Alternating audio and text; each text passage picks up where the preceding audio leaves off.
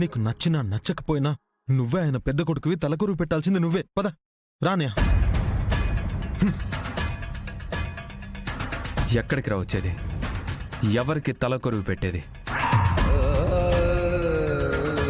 నీ దృష్టిలో ఇంకా మీ నాన్నకి 2 కొడుకులున్నారనేది నీ ఉద్దేశమా? అదేంటన్నయ్య అలా మాట్లాడుతున్నావు? మనిద్దరం ఆయన కొడుకులమే కదా. నీ దృష్టిలో నేను పెద్ద కొడుకునేమో కానీ మా నాన్న దృష్టిలో కాదురా. అన్నయ్య, నాన్న నీ గురించి, పెద్దమ్మ గురించి, పూరి గురించి ఎంత తపన పడేవాడో నేను కళ్ళారా చూశానన్నయ్య. దయచేసి ఆయన్ని తప్పుగా అనుకోద్దన్నయ్య.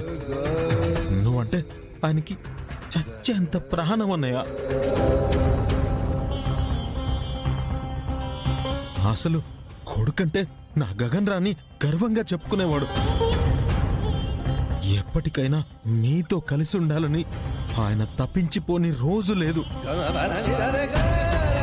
ఏంట్రా నీకు తెలిసింది, నువ్వు చూసింది? చెప్పు.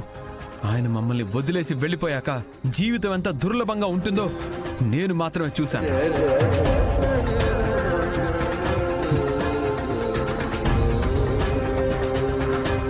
నిజంగా నువ్వు చెప్పినట్లు ఆయనకి మా మీద అంత ప్రేమే ఉంటే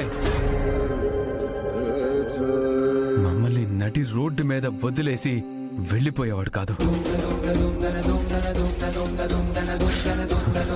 నిజమైన ప్రేమ నా మీద కాదు, నీ మీద ఉంది. అందుకే కట్టుకున్న భార్యని చిన్న పిల్లలమనే కనికరం లేకుండా వదిలేసి మీ అమ్మకి చేరువయ్యాడు. మీకు జన్మనిచ్చి మీతో జీవితాంతం ఉన్నాడు. మేం కాదురా, నిజమైన పిల్లలంటే మీరు. కొడుకు నువ్వొక్కడవే. వెళ్ళి మీ నాన్నకి తలకొరివి పెట్టు. నేను వెళ్ళనన్నయ్య. అసలు అవతల మనిషే లేడన్నయ్య. ఇప్పుడు కూడా నీ మొండితనం ఏంటన్నయ్య?